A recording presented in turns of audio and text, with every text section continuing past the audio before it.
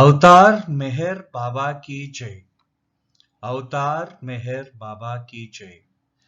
अवतार मेहर बाबा की जय। जय मेहर बाबा all. Manzil-e-Meem, a very important phase of Meher Baba's Avataric mission, is the name of the building addressed at 167 Main Road, Dadar.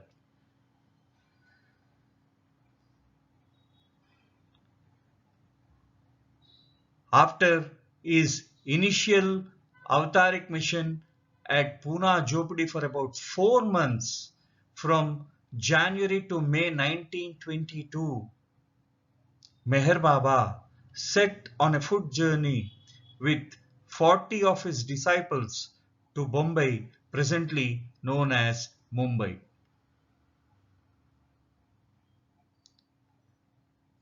For few days, he stayed at his disciple Munshi Sheikh Abdul Rahman, known as Munshiji's house, and later rented the Dadar bungalow and started residing with his 40 disciples in it from June 7, 1922 onwards. He named it as Manzil-e-Meem.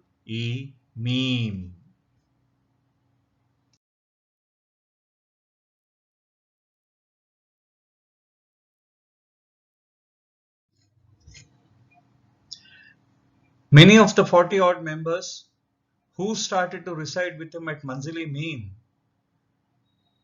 had the living memory of tributes paid to his spiritual greatness by his masters Hazrat Babajan and Sri Upasni Maharaj, and they were deeply impressed by it. Those prophetic words of the perfect masters Babajan and Upasni Maharaj had a magical effect on them. They immediately and effectively dispelled the doubt, the hesitancy, the uncertainty that was lurking in their minds forever. Their interest and attention that was up to now focused on Hazrat Babajan and Upasni Maharaj was definitely diverted to Meher Baba, and they were very much interested and esteemed in his company. Meher Baba giving his companionship, quote, among many other methods advocated and practiced for realizing the state of perfection, the best and the easiest is the company of a perfect master. Living with me as you are considered to have renounced the world in spite of living in it. Every moment passed in the company of a master may be said to be spent in what people call ibadat or devotion. Unquote.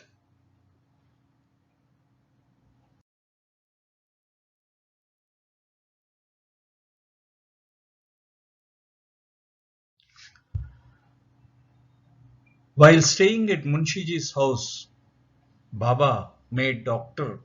Abdul Ghani Munsif to draw some orders for their stay at the Manzil.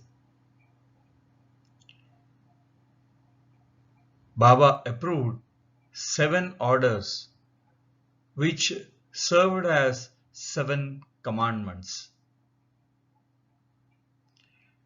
The 7 special orders at the Manzil to be followed by all the people are: 1. To follow to the letter the spiritual instructions given by Meher Baba. 2. To keep or break any special connection with one or more than one from the company or otherwise that Meher Baba orders. To totally abstain for 12 months from intoxicating drinks or substances as well as sexual intercourse except when allowed with legal wives. To eat, drink and dress according to the residence system, to avoid fish, flesh and eggs under any circumstances. to be present in the bungalow premises from 7 p.m. to 7 a.m., bearing accidents and mishaps, to follow faithfully the external duty given to each, and under no circumstances to give up Baba's company, even if they find the whole world turned against Meher Baba, except when ordered to do so by him. And most importantly, the note which was enclosed with these orders is most interesting.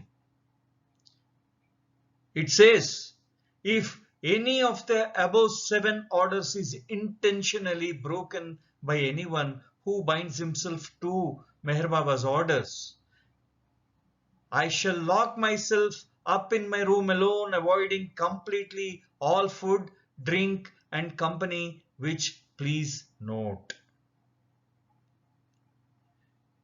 So, Meher Baba has himself agreed to punish for the breach of any order by the Mandali.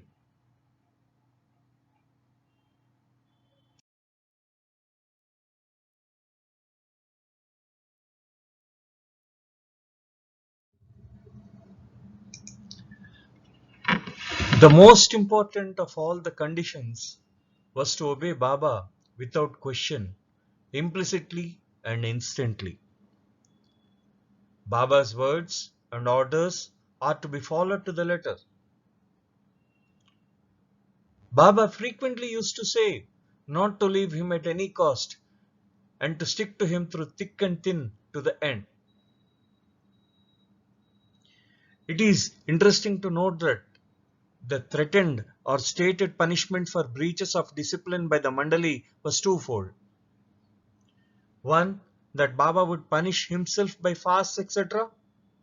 And two, that Baba would deny the Mandali his company for some time. This disciplinary imposition had invariably the effect of cutting very deep into the mind of the guilty person, who would have much preferred to suffer himself some physical punishments at the hand of Baba. Abdul Ghani used to say, to obey is to do what one is asked to do. One is expected to obey first and then complain. But in one's relation to a perfect master, there is no room for complaint at all. Implicit obedience is expected all times. One has to become headless and footless in one's love for and service to a perfect master. Meher Baba used to say, do as I tell you. It is easy as that, but found to be very difficult in practice, particularly in spiritual relation between a master and a disciple. Spiritual disciplines are aimed at annihilation of the ego self of the aspirant. And obedience is the technique with which the master performs this difficult operation, annihilation of ego self. When the operation is over, the disciple becomes the master. On obedience, Jal S. Irani, Meher Baba's brother, mentioned a beautiful incident which happened on the first day at Manzil-e-Meem. He says, quote, a few of us, by Baba's order, drew some blood with a sharp blade from the tip of the thumb and pressed it on his palm and took a vow to obey and stay with him till the end of our lives. Unquote. So, this is this implicit obedience. It becomes the primary condition of Manzili-Meem.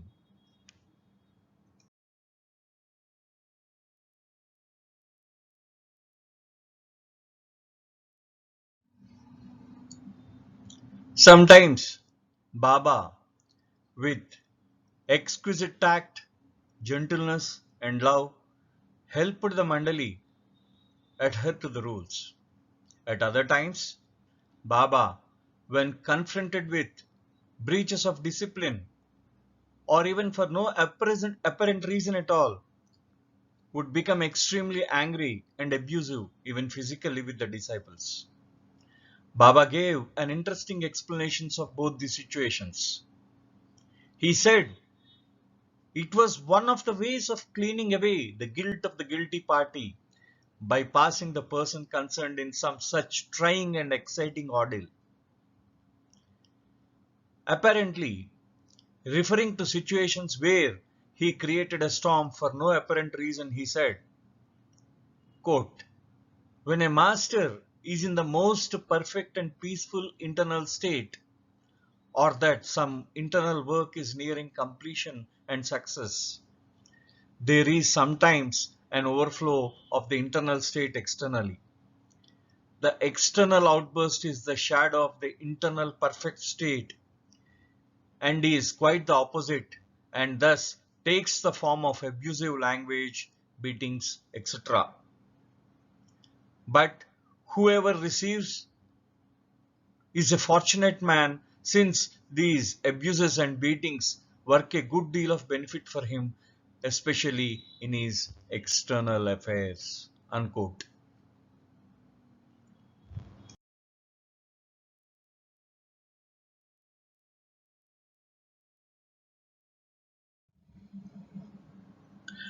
An important and interesting point is the name given to the building as Manzil-e-Meem. On their arrival into the Dadar building on June 7, 1922, Avatar Meher Baba and his disciples, the first thing discussed is about the name to be given to the bungalow. After some suggestions and discussions, Baba selected the name Manzil-e-Meem, which means the house of the master, and his selection is approved by all. Now, it is more interesting to note that there is more to the meaning of Manzil-e-Meem. Baba himself has revealed it to Adi Keirani. Ramzo Diaries mentions the conversation with Adi in 1970.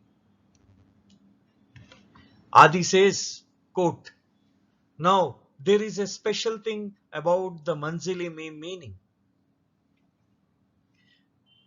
A Persian letter which has a circle and a tangent attached to it.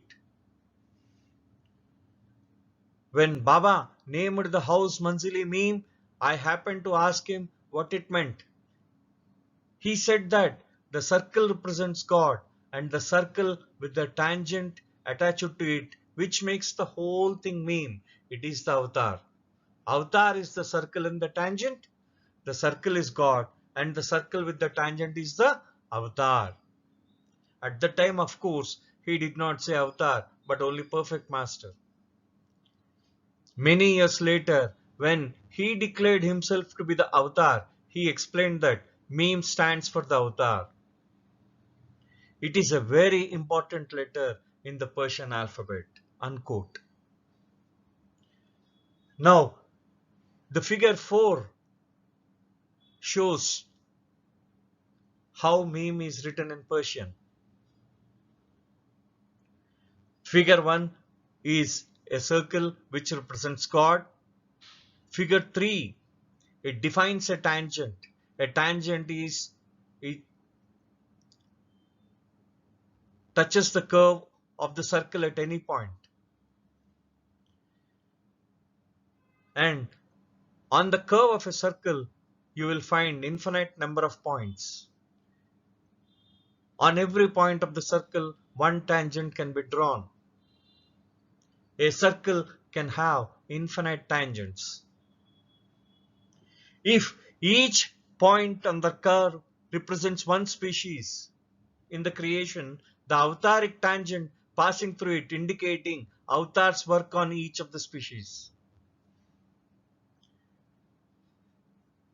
Some Islamic scholars believe that Meem is the letter of Allah. It occurs in Quran as disjointed letter many times. Some other scholars say Meem is a quality and attribute of Allah, which is undeciphered and unknown.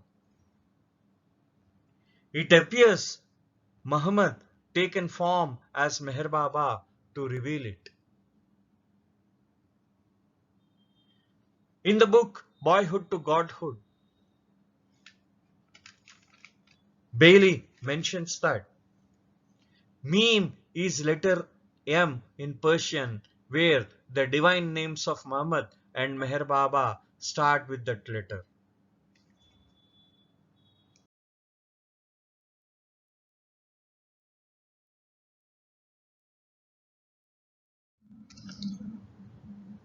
First, spiritual instruction. The Mandali were instructed to get up at 4 a.m. and attend the morning prayers from 5 a.m. to 6 a.m.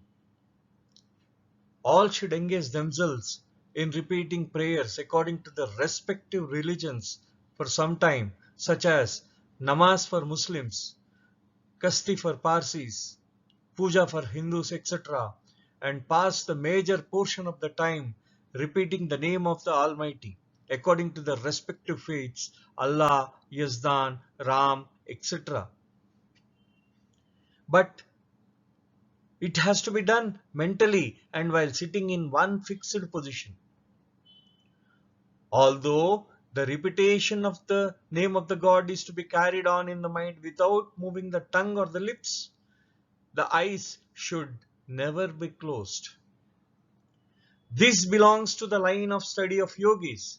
With the spiritual aspirant, there is no closing of eyes, nose, or mouth, and neither the external following of religious rituals in details. Once sitting in the position, one should stick to it throughout the period till the bell rings for breakfast at 6 a.m. without changing the place or the position, and keep on repeating in the mind the divine name with a free heart without thinking of time, etc. Here, all were asked to inform him as to the name and position suitable to each of us respectively. The Muslim party naturally chose Ya Allah, the Zoroastrians Yazdan, and the Hindus Ram.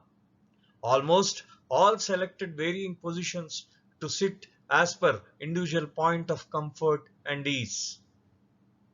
After hearing the respective decisions, Baba said all are to stick to their selected names and positions for 10 months without change, and finally added, "This is my first spiritual instruction of its kind, and therein fail not."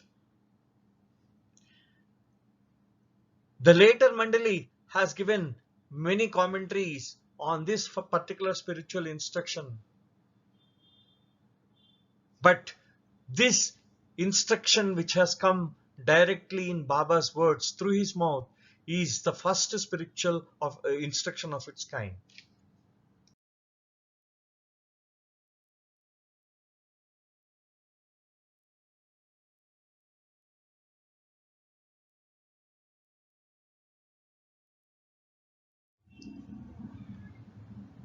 The Manzil-e-Meem bungalow was a very spacious bungalow. It was rented on Behramji's name for rupees 350 per year from the owner, Haji Abdur Rahman Khatri. The Mandali who were residing were allotted rooms with 2 or 3 members in each room, and amenities of decent living like mattresses, mosquito curtains, and choice food were liberally provided. Indoor and outdoor games such as chess, atya patya, kho, seven tiles, draughts, and cricket were freely indulged in. Meher Baba explained the spiritual aspect of these games to the Mandali at Manzil-e-Meem. The religious scruples of different people were given due deference by allowing Mohammedans to arrange for Milad, and the Hindu section indulged in ceremonies such as bhajans and artis. In between Meher Baba and the Mandali, many stamped agreements were signed and some agreements were also withdrawn. The dependents of those who had left behind their homes and occupations were adequately provided for according to their individual needs and circumstances. It is interesting to note that the initial finances of the manzil and its maintenance is totally supported by Baba himself. According to NASA, in Mandali Hall talks, whatever the money Meher Baba gathered from the toddy shop, that money was spent at Manzil-e-Meem to support the residents and the dependents of the residents. Later, after few months, these Mandali were made to work and the money used collectively.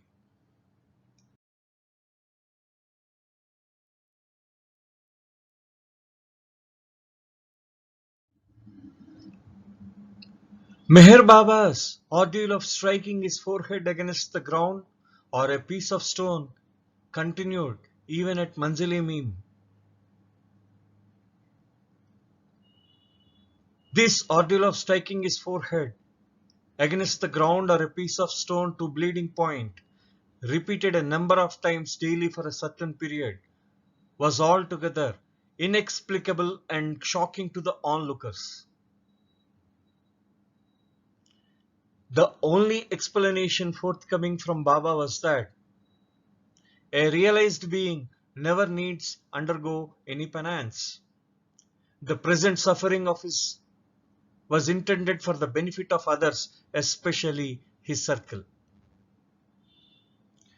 Baba often experienced many illnesses during the Manzil-e-Meem period. Explaining his acute illness and the consequent physical sufferings, he said that he was undergoing this torture and pain in connection with a certain member of his circle. He said in all he would die 28 deaths for each member of the circle in this way, that he would cry in each of his illness. The subsequent illnesses will be lesser and lesser in severity.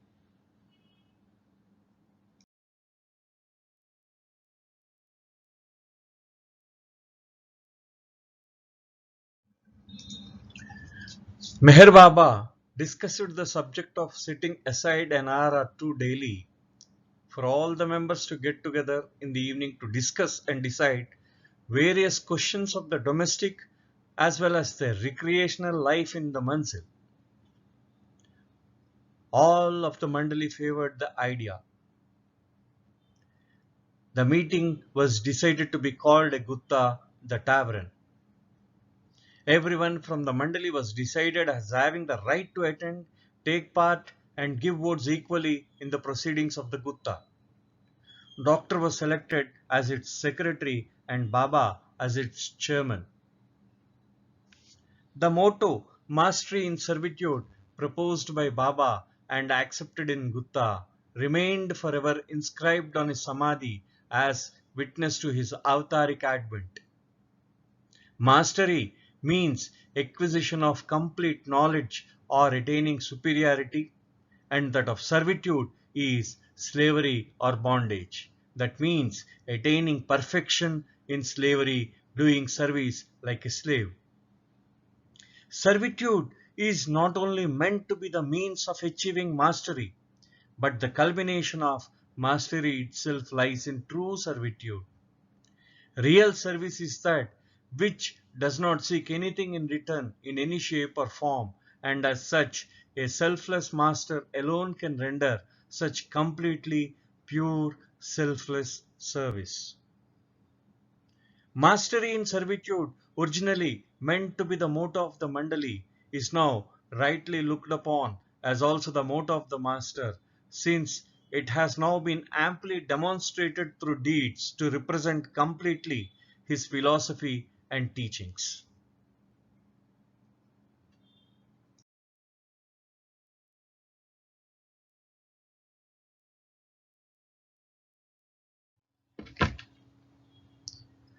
After initial cajoling and coaxing, the disciplinarian in Meher Baba started to surface slowly. He would often ask, "What are you thinking now?" And the Mandali had to unhesitatingly say the truth, whether in person or in public. Some of the Mandali defined this as mental imprisonment because they felt that their freedom of thinking is curbed and snatched by him.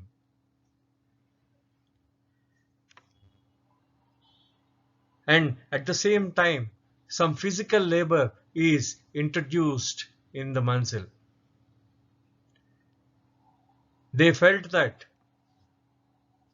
this as an imprisonment because even though they are having the physical comforts, the network of orders and instructions leave hardly a free breathing space in this commodious bungalow. The inmates of the manzil, to avoid feeling guilty in the matter of concocting a reply for the occasion, sometimes deliberately attempted to be blank in mind in the presence of Baba. But Baba preferred them to give honest and truthful replies, even if the thoughts were good or bad. Baba once said, "Your term of so called imprisonment with me is only for 10 months, wherein you are required to go a little against your mind. It is the least you are to do to attain or reach the highest."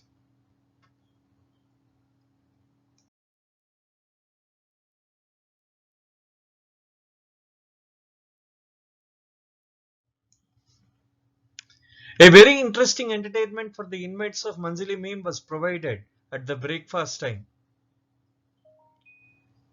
Meher Baba, at the breakfast time, used to ask every one of those present to recount their overnight dreams, whether pleasant or unpleasant. Even a dream register, a record of all the dreams, were maintained. Sometimes the register was given to the visitors. Herein one can see his subtle method of not releasing hold on the minds of the Mandali even during the state of sleep, and the result has been some wonderfully striking dreams experienced and recorded by many of the inmates. Some of the outstanding ones Gani was ordered by Baba to write out and put on the notice board.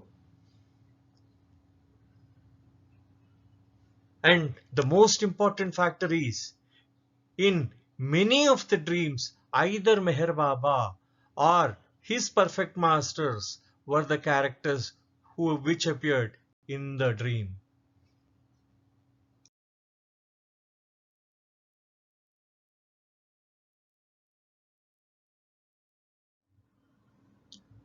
One of the major works at Manzil-e-Meem is writing the biography of Upasni Maharaj.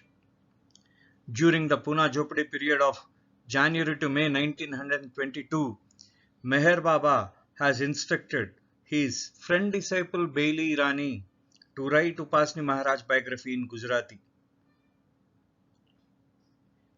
The Gujarati biography is named as Sakorina Sadguru. Bailey completed the first volume of the biography at the Jopadi itself, and the second volume was almost nearing completion at the Jopadi period, but it was completed a little later. Both the volumes could not be published till 1923 and 1924 respectively, as they were not edited. On Meher Baba's instructions, Sohrabji Desai of Navsari edited both the volumes and even co-authored them. The volume 1 of the Gujarati edition is published in October of 1923, and the volume 2 is published in the year 1924, as it contained some experiences of Upasni Maharaj's disciples and a brief introduction of Meher Baba by Bailey J. Irani is added.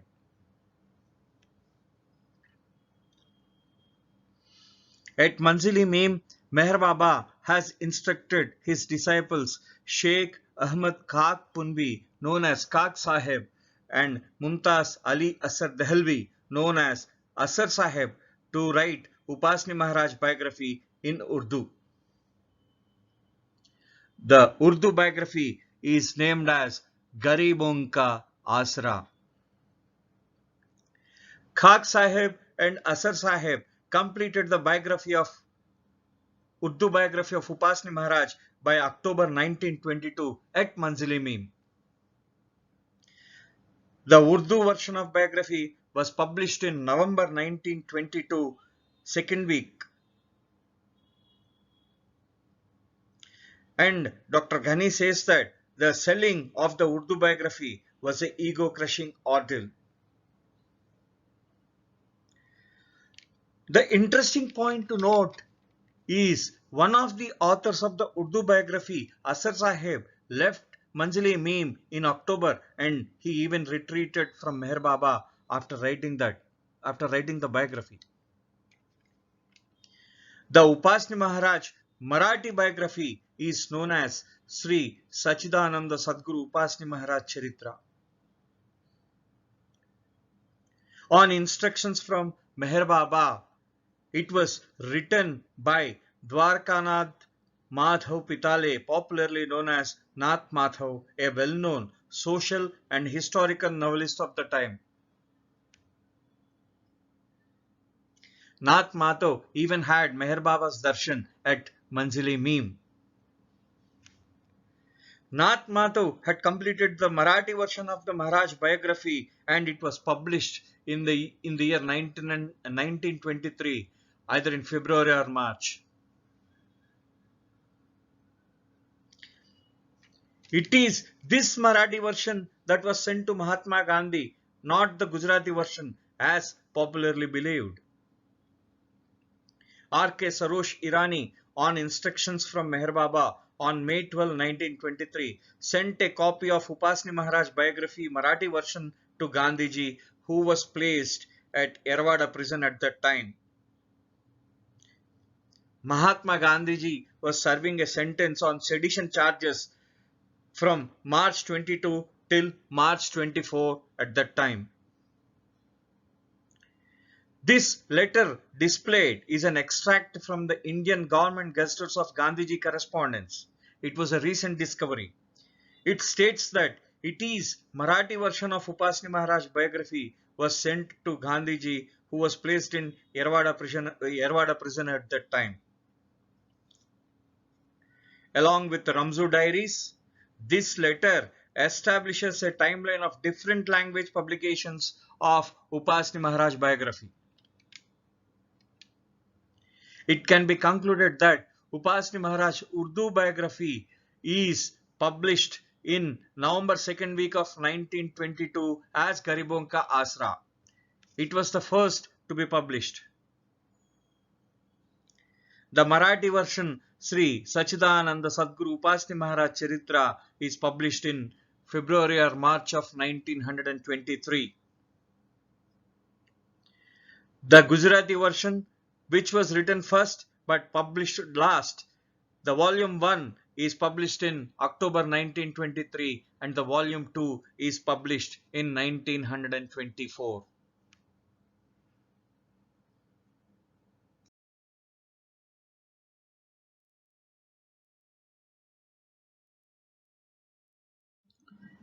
During one of the discussions at Manzil-e-Meem, Meher Baba has revealed why he has taken a Zoroastrian form. One day, during a spiritual discussion, he says, from the viewpoint of divine gnosis, the Muslims progress from oneness, which is called as Wahdat, to manyness, which is called as Kasrat, and the Hindus from manyness to oneness. That is, the Hindus and Muslims represent the extreme and opposite points of a diameter of a circle with God as the center. Zoroastrianism is midway between the two extremes, and hence the choice at this juncture of a Zoroastrian form in me as the vehicle of spirituality derived from Hindu and Muslim sources. If we figurize Meher Baba's words from the figure number 2, which is displayed on screen, it appears that both the figures are the reflections of each other. One can say that the Hindu religion and the Muslim, the Islam, both are reflections of each other. Once Meher Baba said, my spirituality being derived from two masters, one a Hindu and other a Muslim, that is Sri Upasni Maharaj and Hazrat Babajan, my circle of disciples will be a cosmopolitan, one consisting of Zoroastrians, Hindus, Muslims and Christians. And during the same discussion, Meher Baba has defined the why the East is more cosmic conscious than West. He said that the East represents that portion of the bubble on the ocean of cosmic consciousness which is directly in touch with the ocean, that is God, and the West is that part of the bubble which is farthest away from it. Hence, East is the land of spirituality and West is the land of materiality.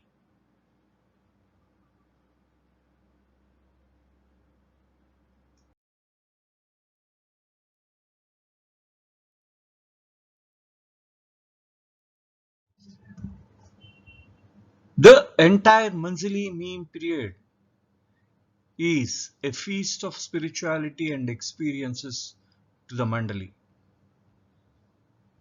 According to Abdul Ghani, quote, regular feast of spiritual explanations and matters connected with the esoteric side of the path. Most of the spiritual truths and occult secrets were given out by Baba during this period.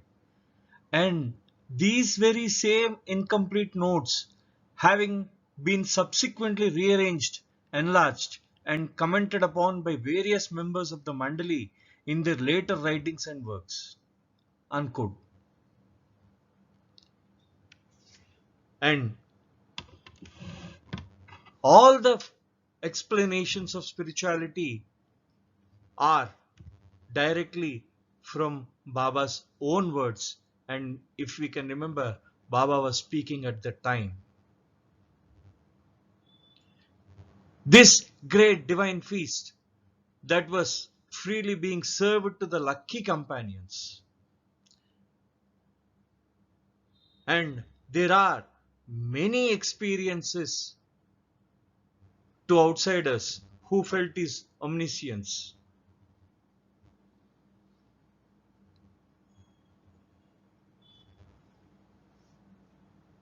In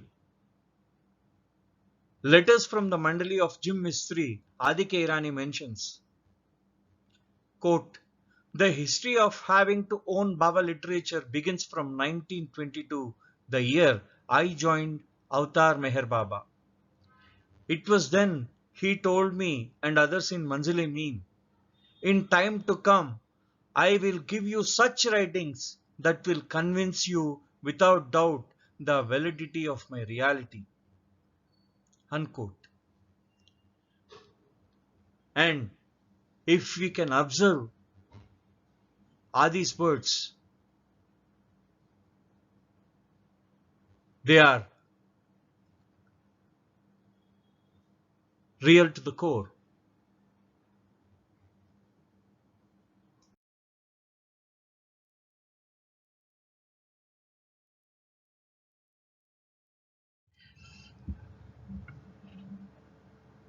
Another important event during the Manzili-Meem period is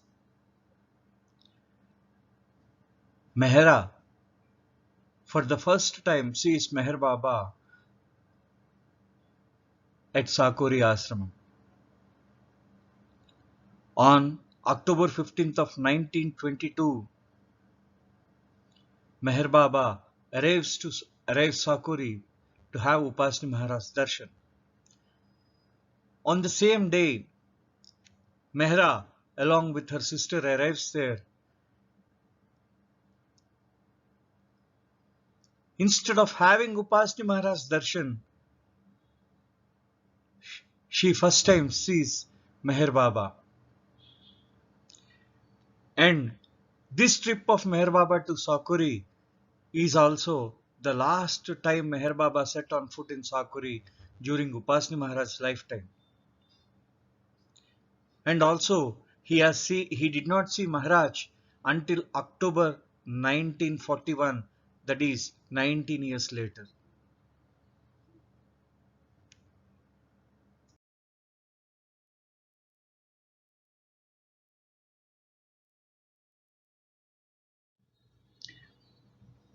After 10 months stay at the Manzil-e-Meem, Meher Baba wanted to disband Manzil-e-Meem. He said to his Mandali, quote, "In a few days, I intended to disband Manzil-e-Meem. After Rustum's marriage in May at Ahmednagar, I will stay at Arangaon. There, I will remain, but in a quite different way, with only a few men who will have to face great hardships. The life in Arangaon will be quite the reverse of what it is here, and those who remain with me will have to work like coolies." Unquote. And also he said that those whom he had decided to send back to their homes received the following instructions. From among the 7 special orders, continue to follow order 1, 2, 3, 4 and 7. It is interesting to note that many of the Mandali, even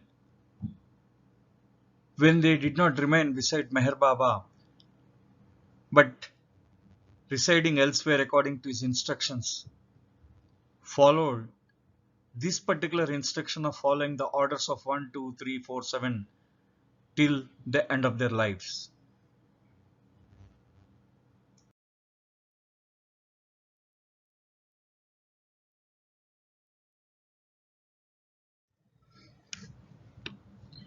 On 19th April 1923, all the arrangements were completed in full detail for leaving the Manzil. On Meher Baba's instructions, some of the Mandali started leaving the Manzil from March last week, and the remaining of the Mandali, they were ready to leave the Manzil along with Baba on 19th April 1923. The main premises were duly handed over in charge of the owner. The outbuildings was retained on reasonable terms to be continued as office of the circle and company in finishing up the remaining bookwork of Upasni Maharaj biography. the selling of the remaining copies of Urdu and Marathi version of Upasni Maharaj biography and printing of the Gujarati version remained. Meher Baba on 19th left Bombay and travelled to Ahmednagar. On May 4th, 1923, Meher Baba first set foot in Mehrabad. After a tour to Quetta and Karachi and a foot journey from Ahmedabad to Navsari, Meher Baba and the Mandali arrived on Friday, the 13th July 1923 to Manzil-e-Meem. Even though the building was under repair, Meher Baba and the Mandali stayed there.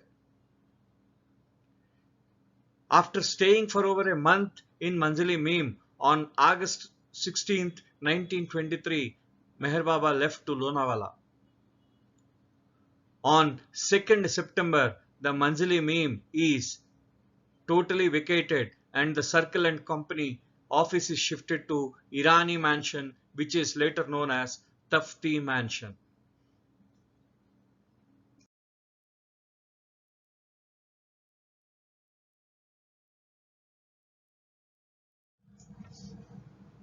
Men of different religions and communities inspired to shed their various individual differences, their prejudices, their respective likes and dislikes, and were gradually, subtly molded for a life of renunciation, resignation, and selfless service by the Avatar.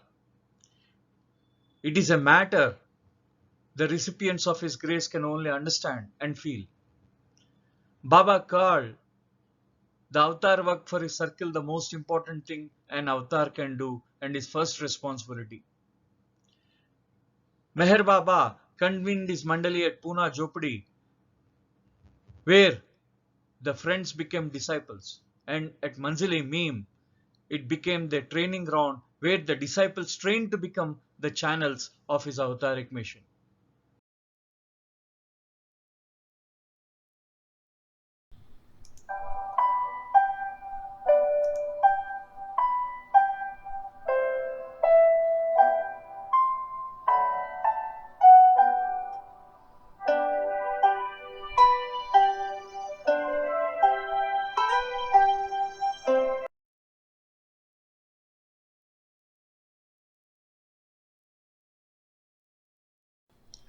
अवतार मेहर बाबा की जय.